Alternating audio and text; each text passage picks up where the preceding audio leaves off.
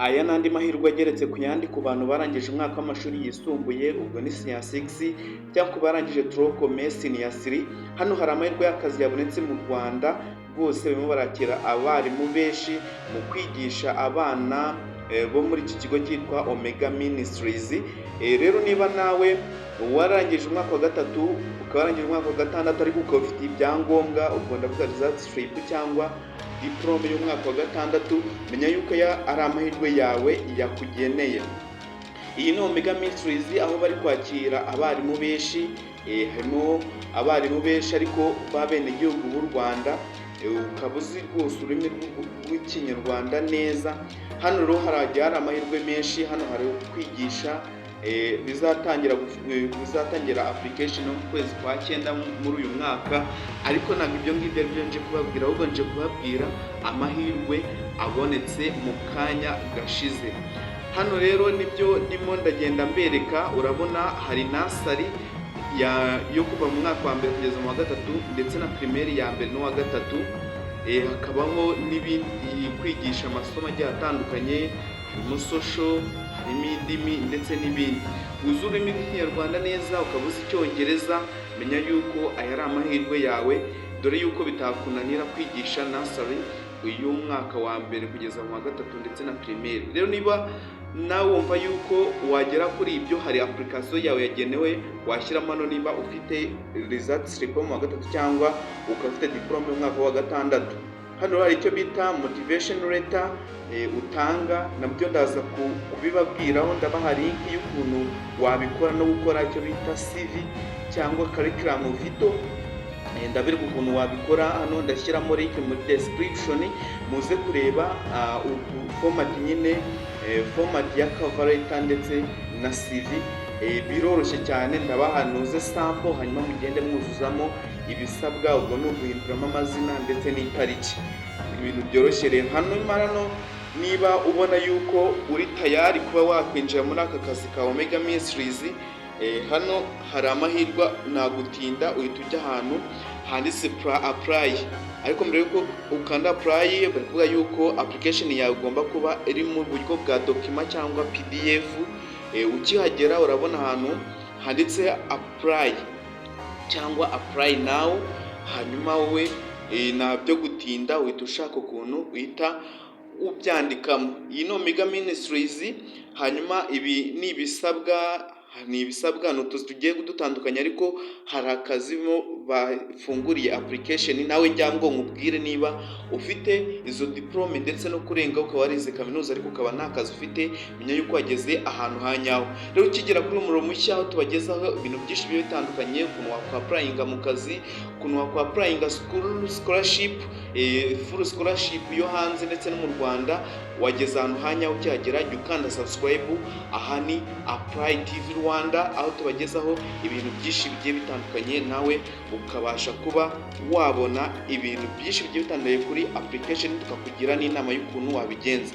Rero ukigera hano kuri aka kazi, nabyo gutinda, bahita ujya ahantu handitse apply, ugashyiramo izina ryawe ribanza. Izina ryawe ribanza ry'irinyamahanga, last name, ubwo rero ubanza izina ry'ikinyarwanda, hanyuma first name ni rya zina ry'irinyamahanga. Urugero wenda niba ngewe nitwa Javi Doku, ubwo ndabanza Javi, hanyuma first name ushyiremo Doku, hanyuma nindangiza duhite tumanukana hano hasi twuzuzemo email. Byaba byiza rero hano ukoresheje email ibaruye muri aya mazina yawe, kugira ngo bataza kujijwa n'uwo bagiye guha akazi. Ugashyiramo nimero ya telefone bakubonaho igihe biri ngombwa, igihe bashaka kuguhamagara no kukumenyesha ukuntu ibintu bimeze, niba waba wakogize amahirwe. Hano ushyiramo CV cyangwa curriculum vitae. Hano nushake uraza kunyaruka muri description y'iyi video, ndaguha link y'ukuntu wabona CV nziza yanditse neza. Hanyuma w'ikintu ugomba gukora ni uguhinduramo bikeya, ubwo ni amazina, aho wize, n'ibintu biba byoroshye cyane. Hanyuma ugashyiramo umutwe w'iyo CV, ubwo ni job application. Hanyuma fayiro, beretse yuko fayiro iza mu buryo bwa document cyangwa bwa PDF, nabyo ndaza kubibereka muri iyo link, leta muhitse muyifungura mpita muyibona. ndabaha link y'ukuntu wakora curriculum vitae cyangwa CV, ndetse mbahe n'uburyo wakora cover letter nziza iri motivated, uburyo umuntu yayisoma akavuga ati uyu muntu koko akwiye akazi. Wowe wikwica intege uvuga ati ntabwo ushoboye, cyetse wenda niba wumva udashoboye, ubumva udashoboye waba amaze kwica intege, ariko we menya yuko aya ari amahirwe akureba kandi ndabyizeye neza, nubikora neza biraza gukunda, uzanshimira nyuma. Hanyuma hano ni ukuzuzamo CV, kuzuzamo hano ngo hano hasi yuje utavuga ngo degree, hari amahitamo menshi. Ushobora kuba ufite PhD, ufite masters, ufite research, bachelor's, diplome, technical study, cyangwa warize high school ubwo ni segonderi, cyangwa ukaba nayo urabona ubwo ni nko ku bantu twarangije senior 3, cyangwa no applied nta hantu wigeze wiga ariko ukaba ushoboye wabasha kwita ku banyeshuri b'abana batoya, menya yuko yari amahirwe akureba. Rero kuko nge nize high school uhitamo ibintu byinshi bigiye bitandukanye. Ushobora kuvuga ati nize economy, education, electrical engineering ndetse n'ibindi byinshi bigiye bitandukanye. Hano harimo amahitamo menshi, wowe uhitamo ikintu wize. Wenda urugero niba warize ibintu bya medicine ubishyiremo, warize mining cyangwa ibyo wize bikaba bitarimo, hano uhita ukanda ahantu handitse ada numara gukanda handitse others, ugahita utuva yuko muri uru rutonde baguhaye ibyo bashyizemo nta birimo, hanyuma ubishyiremo cyangwa niba birimo ubigire.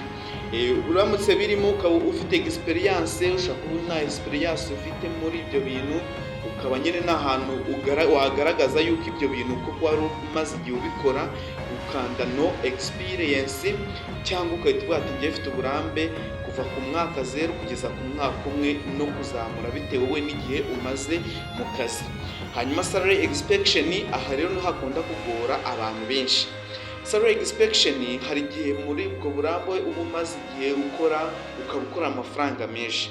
Hano rero salary expectation uba ugomba gushyiraho amafaranga ari munsi y'ibihumbi 170 rwose. Niba wumva uhembwa nyine hejuru y'170 ukayumva yuko ari wakomeza guhembwa, ewana biragoye cyane. Hano byibuze shyira amafaranga ari munsi y'ibihumbi 170 uvuge salary expectation, dore yuko banaguhamagara cyangwa bakakwandikira kuri email mukavugana ukuntu ibintu bimeze n'ubumenyi ufite muri ibyo bintu. Iyi ni Omega Ministries, wowe gerageza amahirwe yawe. Reba ahantu handitse ijambo subscribe ukandeho kugira ngo ube umufatanyabikorwa, kugira ngo ujye ubona amakuru nk'aya ngaya akugeraho ku gihe kandi ku gihe gikwiye, akugeraho mu gihe gikwiye. Reka rero dukomeze. Hano rero bakubwira ngo indimi ubasha kuvuga. Hano harimo indimi nyinshi, hari Igitaliyani, hari Igifaransa, hari Icyongereza, hari Ikinyarwanda. Hano utazi Icyongereza uzi Ikinyarwanda.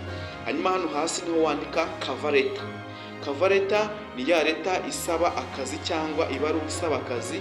Hanyuma nakubwiye yuko muri description ndaza kubaha link ya cover letter, ndetse mbahe na link y'uburyo wakora CV mu buryo bworoshye. W'icyo ukora ni ukuyibona ukagenda uhinduramo utuntu dukeya, hanyuma ukaza ukayipestingamo. Hano ni ibintu byoroshye cyane, muraza namwe kubyibonera. Handitse ijambo subscribe ukande kugira ngo video nk'izi zitazajya zigucika kandi amakuru agiye akugeraho ku gihe. Turakunda cyane. Hano ni Apply TV Rwanda, reka tuze guramukanya.